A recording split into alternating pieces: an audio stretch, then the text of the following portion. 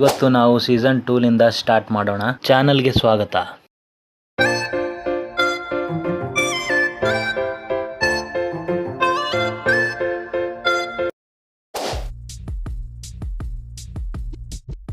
Season 1 ನಿಂದ ಕೆಲವು ತಿಂಗಳಾದ್ಮೇಲೆ ಪ್ರಹ್ಲಾದ್ ಮತ್ತು ವಿಕಾಸ್ ಪಂಚಾಯತ್ ಆಫೀಸ್ಗೆ ಬರುತ್ತಾರೆ. ಸಚಿವ್ಜಿ ಟಂಕಿಯಿಂದ ಎಳೆದು ಬರುತ್ತಿರುವುದು ನೋಡಿ ಅಲ್ಲೇನ್ ಮಾಡ್ತಿದ್ದೀರಿ ಅಂತ ಕೇಳ್ತಾರೆ. ಅದಕ್ಕೆ ಸಚಿವ್ಜಿ ರಿಂಕು 2 ತಿಂಗಳ ಹಿಂದೆ ಅಲ್ಲಿ ಸಿಕ್ಕಿದಳು ಅಂತ ಅಂದಾಗ ಅವರಿಬ್ಬರಿಗೂ ರಿಂಕು ಮತ್ತು ಸಚಿವ್ಜಿ ನಡುವೆ ಲವ್ ಶುರುವಾಗಿದೆಯಾ ಅಂತ ಅನುಮಾನ ಬರುತ್ತೆ. ಇದೇ ಸಮಯ ಪರಮೇಶ್ವರ್ ಪಂಚಾಯತ್ ಆಫೀಸ್ ನಿಂದ ಮರಳನ್ನು ಕಡಿಮೆ ಬೆಲೆಗೆ ಪ್ರಧಾನ್ಜಿಗೆ ಕೇಳ್ತಾನೆ. ಅದಕ್ಕೆ ಸಚಿವ್ಜಿ ಮೇಡಮ್ ನೊಂದಿಗೆ ವ್ಯವಹಾರ ಮಾಡಿಸೋಣ ಅಂತ ಸಲಹೆ ಕೊಡ್ತಾನೆ. ಅದರಂತೆ ಪರಮೇಶ್ವರ್ನನ್ನು ಮನೆಗೆ ಕರೆದು ತಾವು ಬೇಕು ಅಂತ ತಡವಾಗಿ ಬರುತ್ತಿರುತ್ತಾರೆ.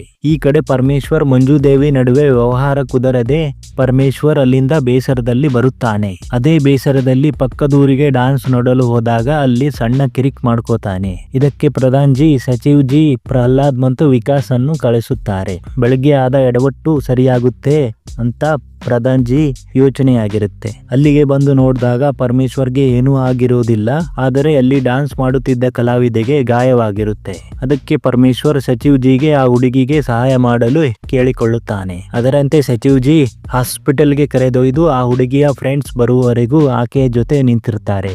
ಆಗ ಸಚಿವ್ಜಿ ಆಕೆಗೆ ನೀನು ಯಾಕೆ ಈ ಕೆಲಸ ಮಾಡುತ್ತೀಯಾ ಅಂತ ಕೇಳಿದಾಗ ಆಕೆ ನೀವೇನ್ ಮಾಡ್ತೀರಾ ಅಂತ ಕೇಳ್ತಾಳೆ. ಅದಕ್ಕೆ ಸಚಿವ್ಜಿ ನಾನು ಪಕ್ಕದೂರಿನಲ್ಲಿ ಸಚಿವನಾಗಿ ಕೆಲಸ ಮಾಡುತ್ತಿದ್ದೇನೆ ಅಂತ ಹೇಳ್ತಾನೆ. ಅದಕ್ಕೆ ಆಕೆ ನಿಮ್ಮ ಕೆಲಸ ನಿಮಗೆ ಇಷ್ಟವಾ ಅಂತ ಕೇಳ್ತಾಳೆ. ಸಚಿವ್ಜಿ ಇಲ್ಲ ಅಂತ ಹೇಳಿದಾಗ ಆಕೆ ಪ್ರಪಂಚದಲ್ಲಿ ಹೊಟ್ಟೆಪಾಡಿಗೆ ಇಷ್ಟವಿಲ್ಲದಿದ್ದರೂ ಪ್ರತಿಯೊಬ್ಬರು ಕುಣಿತಾನೆ ಇರ್ತಾರೆ ಅಂತ ಡೈಲಾಗ್ ಹೊಡಿತಾಳೆ. ಅಲ್ಲೇ ದೂರದಲ್ಲಿ ಪ್ರಹ್ಲಾದ್ ಮತ್ತು ವಿಕಾಸ್ ಆ ಹುಡುಗಿ ಹೋದ ತಕ್ಷಣ ಅಲ್ಲಿಗೆ ಬಂದು ಅವರಿಬ್ಬರ ಮಾತುಕತೆ ನೋಡಿ ವಿಕಾಸ್ ಅವರಿಬ್ಬರ ಮಾತುಕತೆ ನೋಡಿ ಕಾಲೆಳೆಯುವಾಗ ಸಚಿವ್ ನಾನು ಲವ್ ಮಾಡೋದಿದ್ರೆ ಸಿಟಿಯಲ್ಲಿ ಮಾಡ್ತೀನಿ, ಇಲ್ಯಾಕೆ ಮಾಡಲಿ, ಅದು ಅಲ್ಲದೆ ನಾನು 4-5 ತಿಂಗಳು ಮಾತ್ರ ಇಲ್ಲಿ ಇರುವನು, ಹಾಗಿದ್ಮೇಲೆ ನಾನ್ಯಾಕೆ ಇಲ್ಲಿ ಲವ್ ಮಾಡ್ಲಿ ಅಂತ ಹೇಳ್ತಾನೆ. ಇದರಿಂದ ಅವರಿಬ್ಬರಿಗೂ ಇದ್ದ ಸಚಿವ್ ಮತ್ತು ರಿಂಕು ಲವ್ ಸ್ಟೋರಿ ಅನುಮಾನ ದೂರವಾಗುತ್ತೆ. ಭೂಷಣ್ ಮತ್ತು ಆತನ ಹೆಂಡತಿ ಊರಿಗೆ ಬರುವಾಗ ಊರಿನ ರೋಡ್ ಸ್ಥಿತಿ ಬೇಸತ್ತು ಭೂಷಣ್ ಮತ್ತು ಕ್ರಾಂತಿ ದೇವಿ ಪಂಚಾಯತ್ ಆಫೀಸ್ಗೆ ಬಂದು ಹಿಂದಿನ ಎಲೆಕ್ಷನ್ ನಲ್ಲಿ ಪ್ರಧಾನ್ಜಿ ರೋಡ್ ಮಾಡಿಸಿಕೊಡುವೆ ಅಂತ ಭರವಸೆ ಕೊಟ್ಟರು, ಇನ್ನೂ ಯಾಕೆ ಮಾಡಿಸಿಲ್ಲ ಅಂತ ಕೇಳ್ತಾನೆ. ಸಚಿವ್ಜಿ ಮೇಲಿಂದ ಆರ್ಡರ್ ಬಂದ್ರೆ ರೋಡ್ ಆಗುತ್ತೆ ಅಂತ ಹೇಳ್ತಾನೆ. ಅದಕ್ಕೆ ಭೂಷಣ್ ಕೆಲವು ದಿನಗಳ ಗಡುವು ಕೊಟ್ಟು ಅಷ್ಟರಲ್ಲಿ ರೋಡಿನ ಬಗ್ಗೆ ತಿಳ್ಕೊಂಡು ನನಗೆ ತಿಳಿಸಿ ಅಂತ ಹೇಳಿ ಹೋಗುತ್ತಾನೆ. ಸಚಿವ್ಜಿ ಪ್ರಧಾನ್ಜಿ ಬಳಿ ಬಂದು ರೋಡ್ ಬಗ್ಗೆ ಕೇಳಿದಾಗ ರೋಡ್ ಮಾಡಿಸಲು 20 ಲಕ್ಷ ರೂಪಾಯಿ ಖರ್ಚಾಗುತ್ತೆ, ಪಂಚಾಯತ್ ಫಂಡ್ ನಲ್ಲಿ ಅಷ್ಟು ಹಣ ಇಲ್ಲ ಅಂತ ಹೇಳ್ತಾನೆ. ಅದಕ್ಕೆ ಸಚಿವ್ಜಿ MLAಗೆ ಕೇಳಬಹುದಲ್ಲ ಅಂತ ಹೇಳಿದಾಗ ಪ್ರಧಾನ್ಜಿ ಸರಿ ನಾನು ಹೇಗಾದ್ರೂ ಮಾಡಿ ಕೇಳ್ತೀನಿ ಅಂತ ಹೋಗುವಾಗ ಕುಂಬಳಕಾಯಿಯನ್ನು ಸಚಿವ್ಜಿಗೆ ಕೊಡ್ತಾನೆ. ಸಚಿವ್ಜಿ ಆ ಕುಂಬಳಕಾಯಿ ಜೊತೆ ಬರುವಾಗ ಭೂಷಣ್ ನೋಡಿ ರೋಡ್ ಬಗ್ಗೆ ಕೇಳ್ತಾನೆ. ಅದಕ್ಕೆ ಸಚಿವ್ಜಿ ರೋಡ್ ಬಗ್ಗೆ ಚರ್ಚೆ ನಡೀತಿದೆ, ಆದಷ್ಟು ಬೇಗ ತಿಳಿಸ್ತೀನಿ ಅಂತ ಅಂದಾಗ ಭೂಷಣ್ ಈ ಗೋಲು ಮಾತುಗಳು ಬೇಡ, ನೀವು ಪಂಚಾಯತ್ ಸಚಿವರು, ನೀವು ನಿಮ್ಮ ಕೆಲಸ ಬಿಟ್ಟು ಪ್ರಧಾನ್ಜಿ ಜೊತೆ ಗೆಳೆತನ ಮಾಡುತ್ತಿದ್ದೀರಿ,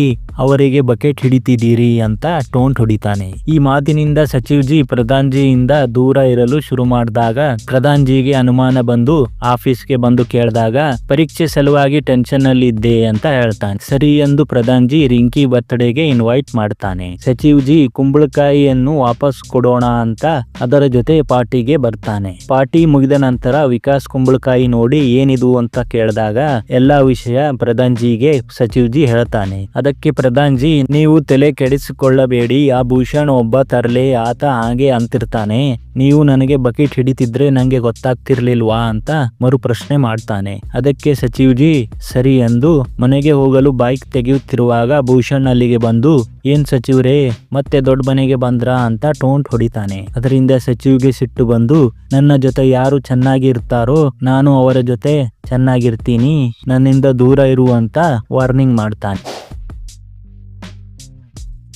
ಪಂಚಾಯತ್ ಆಫೀಸ್ಗೆ ಹಳ್ಳಿ ಜನರಿಗೆ ಟಾಯ್ಲೆಟ್ ಮಾಡಿಕೊಡುವ ಕೆಲಸ ಬಂದಿರುತ್ತೆ. ಇದೇ ಸಮಯದಲ್ಲಿ ನಾವು ಪ್ರಹ್ಲಾದ್ನ ಮಗನನ್ನು ನೋಡುತ್ತೇವೆ. ಹಳ್ಳಿಯಲ್ಲಿ ಎಲ್ಲರ ಶೌಚಾಲಯ ನಿರ್ಮಾಣ ಕಾಮಗಾರಿ ಶುರುವಾಗಿದ್ದು ವಿನೋದ್ ಒಬ್ಬನನ್ನ ಬಿಟ್ಟು ಆತನ ಟಾಯ್ಲೆಟ್ ಕಮೋಡ್ ನಾನೇ ತಂದು ಕೊಡ್ತೀನಿ ಅಂತ ಸಚಿವ್ಜಿ ವಿನೋದ್ಗೆ ಹೇಳ್ತಾನೆ. ಹೊರಗಡೆ ಬೈಕ್ ನಲ್ಲಿ ಕಾಯುತ್ತಿರುವಾಗ ವಿಕಾಸ್ ಕೈಯಿಂದ ಕಮೋಡ್ ಒಡೆದು ಹೋಗುತ್ತೆ. ಹಾಗೆ ಕೆಲವು ಸಮಯಗಳ ನಂತರ DM ಮೇಡಮ್ ಗ್ರಾಮ ದರ್ಶನಕ್ಕೆ ಬರುತ್ತಾರೆಂದು ಸಚಿವ್ಜಿಗೆ ಗೊತ್ತಾಗುತ್ತೆ. ಈ ವಿಷಯಕ್ಕೆ ಸಂಬಂಧಿಸಿ ಆದೇಶಿಸಿದಂತೆ ಸಚಿವ್ ಜಿ, ಪ್ರಧಾನ್ ಜಿ, ಪ್ರಹ್ಲಾದ್, ವಿಕಾಸ್ ಹಳ್ಳಿಯ ದೇವಸ್ಥಾನದ ಮೈಕ್ ಬಳಸಿ ನಾಳೆ ಡಿಎಂ ಮೇಡಮ್ ಹಳ್ಳಿಗೆ ಬರುತ್ತಿದ್ದು ನಾಳೆ ಒಂದು ದಿನದ ಮಟ್ಟಿಗೆ ಯಾರು ಹೊರಗಡೆ ಟಾಯ್ಲೆಟ್ಗೆ ಹೋಗಬಾರದು, ಹಾಗೆ ಮಾಡಿದವರಿಗೆ 500 ರೂಪಾಯಿ ದಂಡ ವಿಧಿಸಲಾಗುವುದು ಅಂತ ಸಚಿವ್ ಜಿ ಅನೌನ್ಸ್ ಮಾಡ್ತಾರೆ. ಇದೇ ಸಮಯ ಬಳಸಿ ಭೂಷಣ್ ವಿನೋದ್ನನ್ನು ನಿನ್ನ ಟಾಯ್ಲೆಟ್ ಅರ್ಧಕ್ಕೆ ನಿಂತಿದೆ ಎಂದು ಅವರ ವಿರುದ್ಧ ಎತ್ತಿ ಕಟ್ಟುತ್ತಾನೆ. ಅವನ ಮಾತಿಗೆ ಮರುಳಾಗಿ ನಾಳೆ ನಾನು ಡಿಎಂ ಮೇಡಮ್ ಎದುರಿಗೆ ಹೇಳುತ್ತೇನೆ ಅಂತ ವಿನೋದ್ ನಿರ್ಧಾರ ಮಾಡುತ್ತಾನೆ.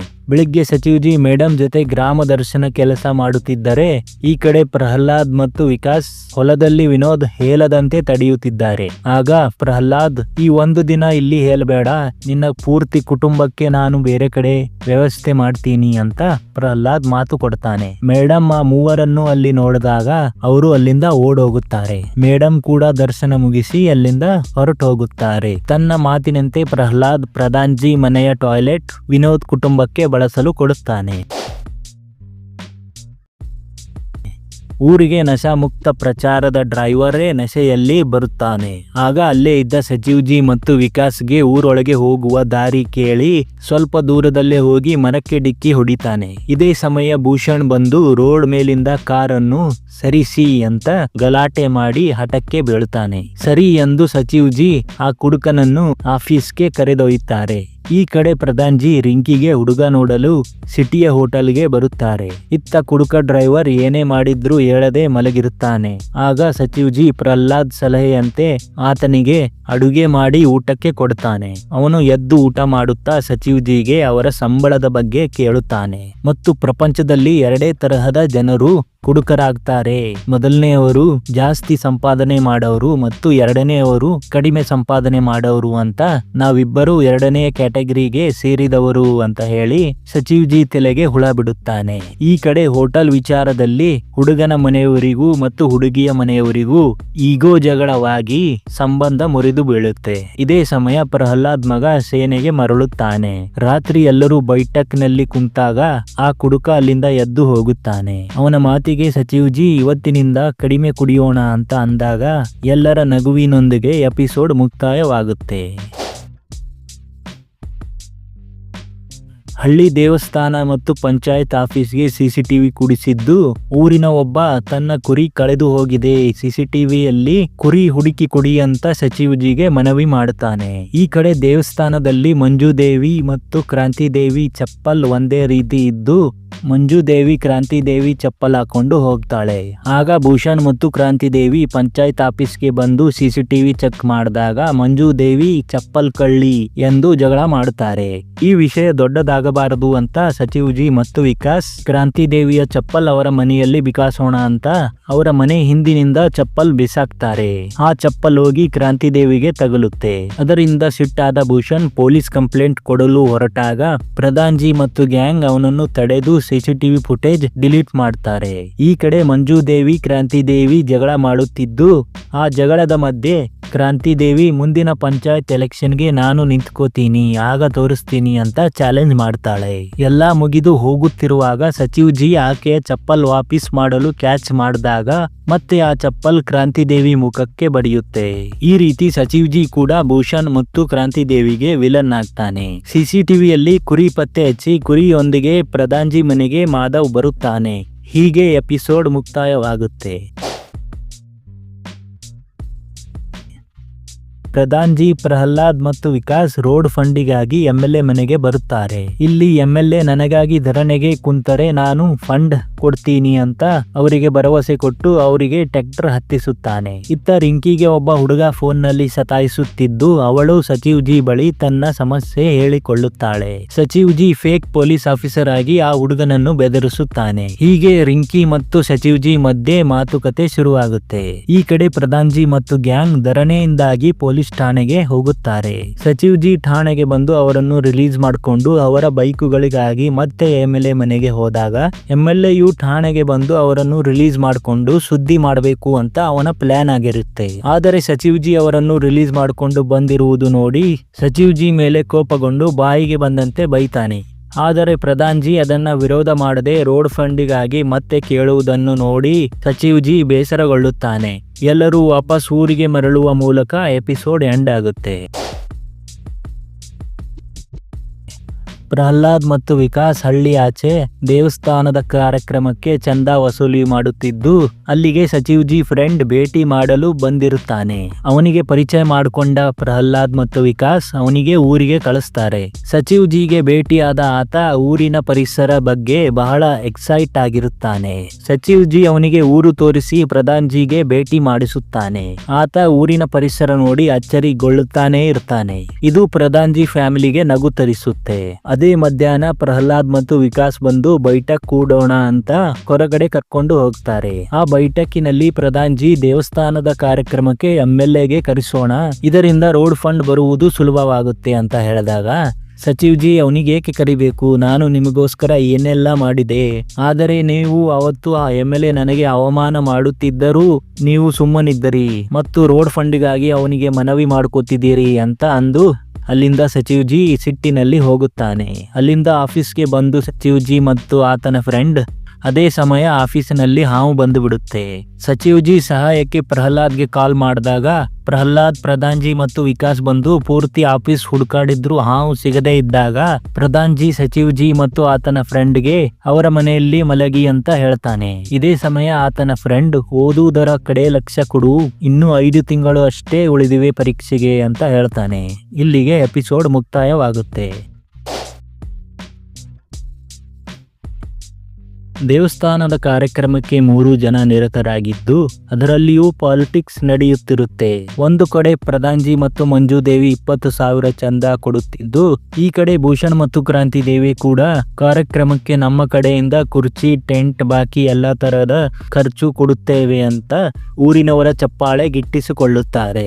ಇದೇ ಸಮಯ ಪ್ರಧಾನ್ಜಿ ಟೀಮ್ ನಲ್ಲಿ ಮಂಜು ದೇವಿ MLAಗೆ ಕರೆಯೋಣ ಅಂತ ಅಂದಾಗ ಸರಿ ಮೇಡಮ್ ಅಂತ ಹೇಳಿ ಸಚಿವ್ಜಿ ಕೂಡ ನಾನು ಮನೆಗೆ ಹೋಗ್ತಿದ್ದೀನಿ ಮನೆಯವ್ರನ್ನ ನೋಡಲು ಅಂತ ಹೇಳ್ತಾನೆ. ಅದರಂತೆ ಸಚಿವ್ಜಿ ಬಜಾರ್ಗೆ ಬಂದಿದ್ದು ಅಲ್ಲಿಗೆ ರಿಂಕು ಮತ್ತು ಆಕೆಯ ಗೆಳತಿ ಭೇಟಿ ಆಗುತ್ತಾರೆ. ಇತ್ತ MLAಗೆ ಕರೆಯಲು ಪ್ರಧಾನ್ಜಿ ಮತ್ತು ಟೀಮ್ ಬಂದು ಆತನಿಗೆ ಕೇಳಿದಾಗ ಸರಿ ನಾನು ಬರುತ್ತೇನೆ, ಆದರೆ ಆ ಹುಚ್ಚ ಸಚಿವ ಕಾರ್ಯಕ್ರಮಕ್ಕೆ ಬರಬಾರದು ಅಂತ ಷರತ್ತು ಹಾಕುತ್ತಾನೆ. ಪ್ರಧಾನ್ಜಿ ಮತ್ತು ಟೀಮ್ ಆತನಿಗೆ ಮನವೊಲಿಸುವ ಕಾರ್ಯ ಮಾಡುತ್ತಿರುವಾಗ ಮಾತು ಏರುಪೇರಾಗಿ ಪ್ರಧಾನ್ಜಿ ಮತ್ತು ಟೀಮ್ MLA ಜೊತೆ ಜಗಳ ಮಾಡುತ್ತಾರೆ ಮತ್ತು ಅಲ್ಲಿಂದ ಸಿಟ್ಟಿನಲ್ಲಿ ಬರುತ್ತಾರೆ.